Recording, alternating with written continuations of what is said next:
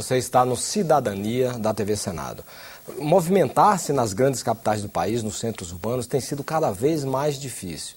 E o IPEA, o Instituto de Pesquisa Econômica Aplicada, entrou nesse assunto para fazer pesquisa e estudos que deixem alguma luz, alguns subsídios para os governantes traçarem novas políticas para o setor. Quem está aqui conosco é o Ernesto Pereira Galindo, pesquisador do Instituto de Pesquisa Econômica Aplicada, IPEA, que vai nos falar sobre a mobilidade urbana. Muito obrigado, Ernesto, pela sua presença nos estúdios da TV Senado. Obrigado, irmão. Fala um pouquinho dessa pesquisa. Vocês publicaram uma pesquisa que teve grande repercussão na imprensa. Qual foi a base de dados utilizadas, quais foram as regiões pesquisadas e, principalmente, qual foi a metodologia utilizada nesse estudo? Ok. Bom, Elivaldo, na verdade, essa pesquisa de mobilidade urbana faz parte de um conjunto de pesquisas de percepção que nós fazemos no IPEA. Começamos em 2010, que chama-se CIPS, né? Sistema de Indicadores de Percepção Social, né?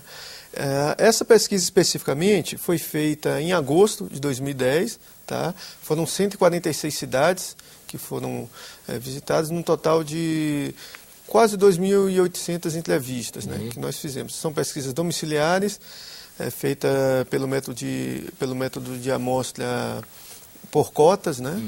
E a ideia é tentar mapear a população tendo representatividade para o Brasil, para as grandes regiões e diferenciar também região metropolitana de municípios que não fazem parte da região metropolitana, sem identificar individualmente cada município e cada região metropolitana, identificando apenas esse conjunto, né?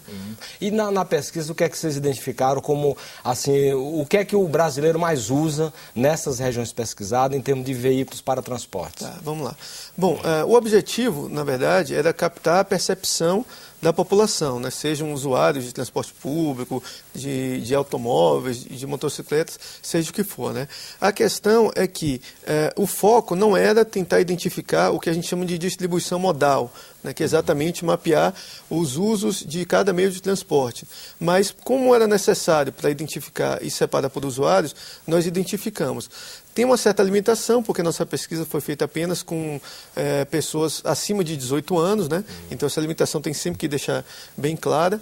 E nós percebemos que nas regiões metropolitanas tem um percentual muito grande de usuários de transporte coletivo, né, de transporte público, acima de 60%.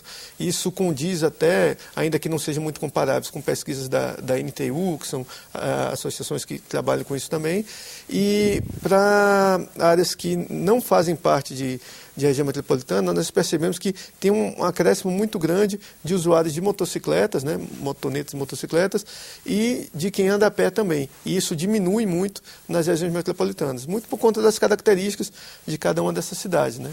Quais são os fatores determinantes na escolha do veículo para se locomover nos grandes centros urbanos? Bom, nós fizemos uma pergunta exatamente nesse sentido, perguntando quais eram os motivos de escolha daquele meio de transporte, né, para cada usuário.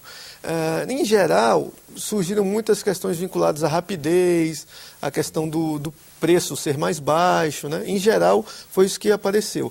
Mas acontece que, no caso dos usuários de transporte coletivo, no caso dos usuários de motocicletas, a questão do preço aparece com um pouco mais ênfase. No caso dos usuários de automóvel, o preço já não aparece com muita ênfase, né? A rapidez é comum em todos, mas o preço já começa a ficar um pouco menos importante nessas respostas, né? Nós percebemos também que, depois dessa pergunta, nós fizemos algumas também mais ou menos nessa linha, né?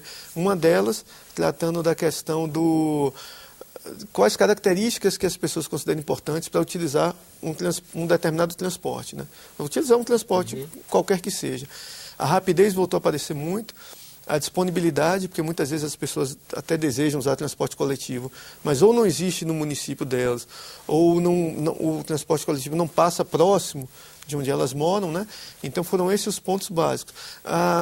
Um diferencial que teve, principalmente no que a gente chama de usuários de transporte não motorizados, que são os ciclistas e os pedestres, é que eles deram muito valor à questão da saúde, do fato do transporte ser saudável, para que eles fizessem a escolha por aquele modo de transporte, né? Mas assim, em termos de percentagem desse universo, o que representou mais? Quem usa mais? Qual é o tamanho do universo de usuários que usa transporte coletivo, que usa automóvel, que usa motos, bicicleta? Bicicleta é muito alto nos grandes centros? Não. Ele aumenta mais fora dos grandes centros, né? Porque as distâncias são mais compatíveis e até por questões de trânsito também é melhor. E questão da renda também, né? Muitas porque vezes. vem muitas cidades europeias e na China também, Pequim, usam muita bicicleta em cidades grandes, né? Exato. Quer dizer, aquele sistema, você pega uma bicicleta, se locomove, deixa lá, a bicicleta é pública. Você paga uma taxa mensal e se locomove dos lugares e funciona. Quer dizer, aqui é muito pouco ainda o uso da bicicleta. Muito pouco. Algumas cidades até usam com mais frequência e tal, mas ainda nas grandes cidades o percentual é muito baixo. Qual é esse universo? Qual é o perfil? Bom, na verdade você tem algumas cidades do sul-sudeste, cidades médias que utilizam a questão da bicicleta, mas quem mais utiliza, imaginando por essa dicotomia entre municípios que pertencem à região metropolitana e que não pertencem, são municípios que não pertencem à região metropolitana. Como eu comentei, por diversos fatores, até muitas vezes porque o porte da cidade, o tamanho da cidade, permite muitos deslocamentos por bicicleta, né?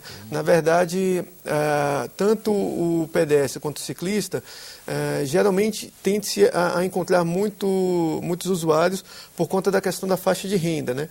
Mas existem pessoas que andam por opção ou por proximidade de local de trabalho, né? Tudo isso. E o transporte de massa e o automóvel, como é que eles disputam aí essa população? Tá. O que acontece? O automóvel, e até esse é um valor que é bem próximo de pesquisas mais precisas, né? Sejam pesquisas de origem e destino realizadas pelos municípios ou pelas regiões metropolitanas, sejam pesquisas da NTP, da NTU, que são associações que fazem pesquisas muito nessa área. O percentual de usuários de automóvel está muito próximo dessas pesquisas, está em torno de 25%, varia um pouco o fato de ser região metropolitana, de não ser, mas em geral está muito em torno desse valor, né? Não se altera muito. Os usuários de motos aumenta muito quando você vai para cidades fora de região metropolitana, né? Passa de 2 dígitos, né? E nas regiões metropolitanas é um pouco menor. É quanto na região metropolitana? Na região metropolitana, se não me falha a memória, é em torno de 5%, 8%. É pequeno. Fora da região metropolitana passa de 10%. Ainda levando em conta que tem muita gente que usa a moto, mas como veículo de trabalho. Ele é entregador de pizza, ele é entregador de encomendas, né? Sim. Na verdade, a gente considera, na nossa pesquisa, usuários de automóveis e usuários de motocicletas, sejam as pessoas que são os próprios motoristas, têm um veículo próprio, seja um veículo de empresa, seja mototáxi, táxi, tudo isso é identificado. E é interessante também, esse número não dá muito para a gente falar de forma precisa, porque a amostra nossa não permite isso, mas dá indícios muito fortes de que nessas cidades fora de região metropolitana, o número de mototaxistas também é muito maior do que nas regiões metropolitanas, percentualmente, claro. E o transporte de massa, como é que ele está fora das regiões metropolitanas? Bom, na verdade, fora das regiões metropolitanas, ele fica em torno de 30 e poucos %. Muitas pessoas até questionaram, mas na amostra que vocês fizeram, poderiam ter municípios que não têm transporte público, então não existe essa opção. Mas nós tentamos filtrar essas cidades e os percentuais não se alteraram muito.